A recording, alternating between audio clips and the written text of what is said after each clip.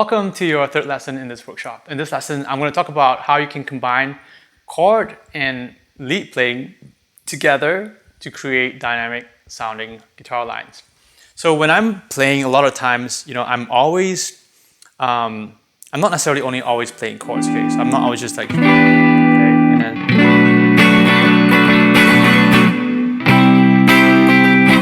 It doesn't sound bad, playing just chords, okay? But when you have the ability to play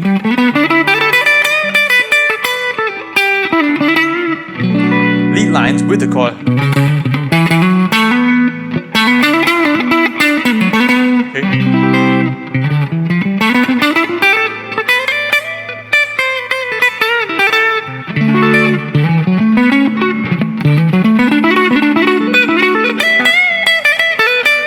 Okay, for example.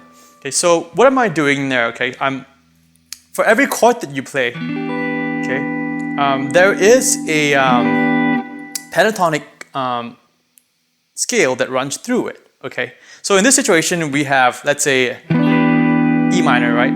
Okay, and so this is tied to pentatonic position number 4, which means you can keep going.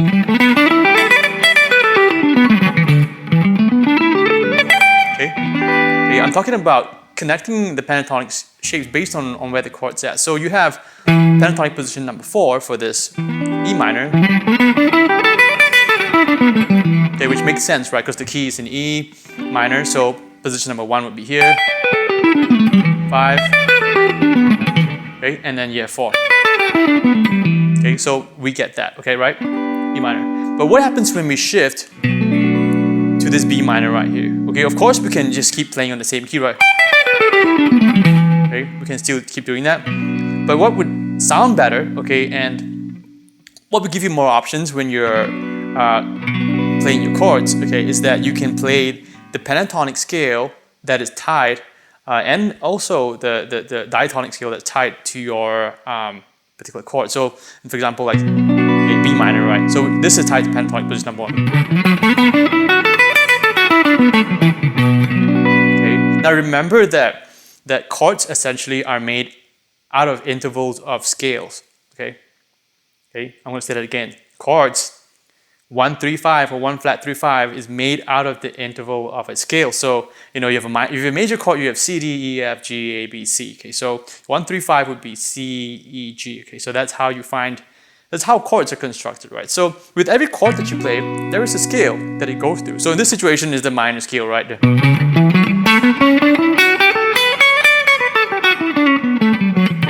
So what you can do is when you play the chord, you can use that knowledge of the connection between that chord and the scale.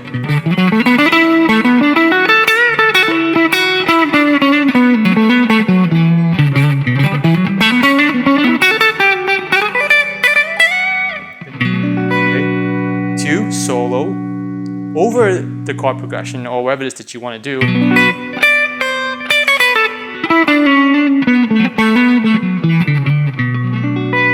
And then if you go to the next chord, okay, which is a C, okay. So I know that this is tied to pentatonic, the C major chord is tied to pentatonic position number 2, right? Okay, which is essentially the C major pentatonic. So I'm playing C major chord, C major pentatonic. Okay, and you can also play your C major scale, right? So you have a C here, and you play that, okay, and then if you go to a D, now you play your D major chord or D major pentatonic. Okay, major.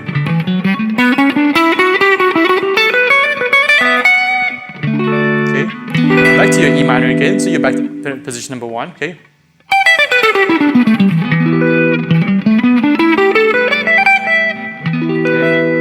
Okay, and D minor again, back to position number 1. Now remember when you are soloing, okay, over your chord progression, you can also go to the next shape, right? So if this is 1, B minor, and you're playing position number 1, you go to number 2. You can also go to number 3. Okay, and 4. As long as you're staying within that key of that B minor, okay, pentatonic, okay. So E E minor, play E minor pentatonic. B minor, play B minor pentatonic. C major, play C major pentatonic. Okay. D major, play D major pentatonic. Okay.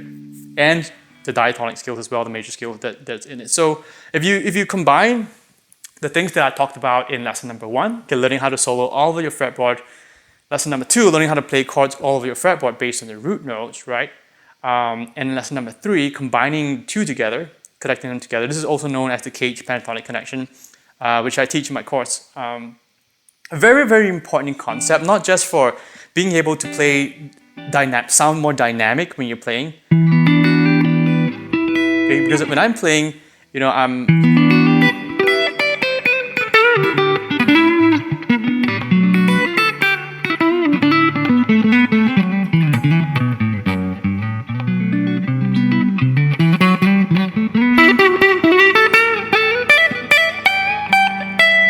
I'm always playing some kind of lead line with the chord. It's kind of like the essence of, you know, what I do, and what a lot of advanced guitar players do as well. Because like I said, you know, guitar playing is mainly you're playing either chords or lead, or you're playing both together or intertwining them, and that's kind of like what this lesson is about. I'm giving you insight of how you can play a chord, okay, and play a lead line,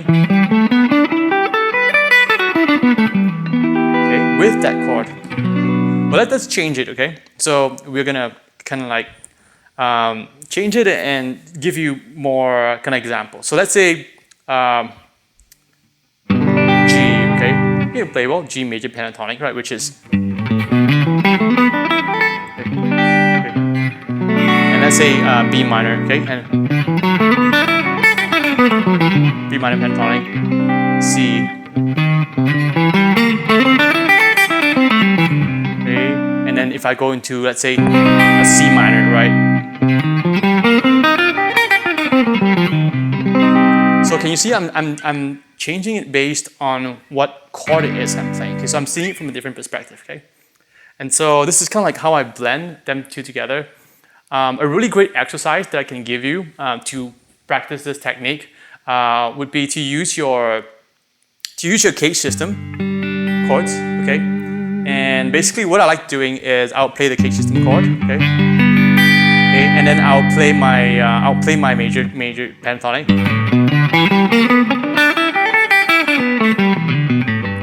Okay, and then I'll play my major scale. And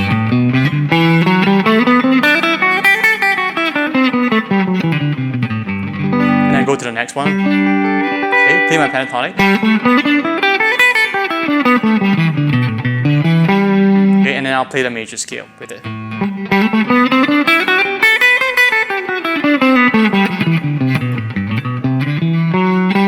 Okay, and then the next shape. Okay, I'll play the pentatonic scale.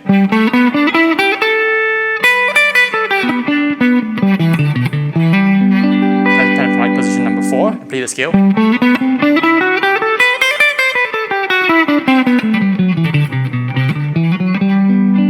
The next one, play pentatonic scale. Okay, and then play the major scale.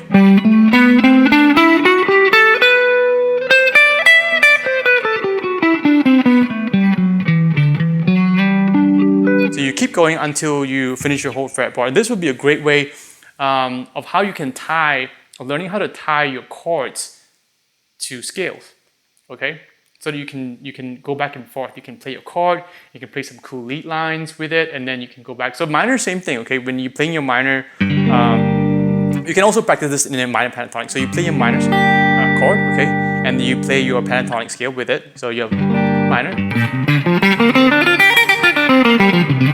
Okay, and then you play your minor scale.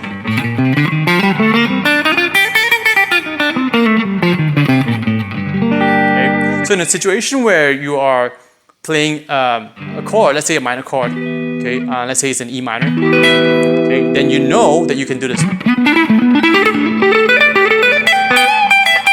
Okay, and then you can also play your minor scale.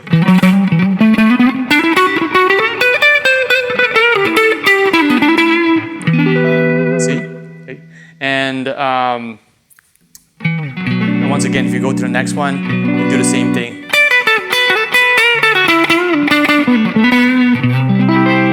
Major, okay.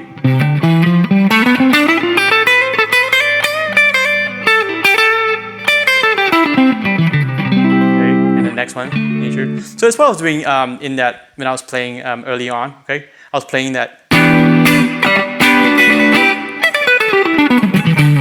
Okay, so what am I doing here? E minor, right? Okay, which is position number 4. Okay. Right. Okay, position number 4, which is the next position number 5, right? So I can do this, or I can also do the position number 1. Okay, based on this E minor chord. Okay, and then after that I went to B minor and I played this, right? C major, position number 2.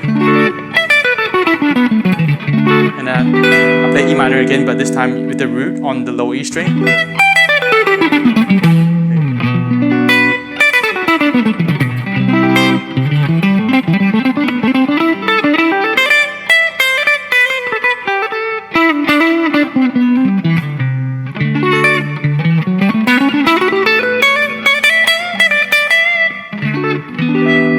Okay, so I hope this makes sense, and I really hope that it has helped you. So yeah, those are your exercises that you can work on at home. I really hope that this workshop has helped you. And in the next video, I'll tell a little bit about total guitar mastery. I'll see you there.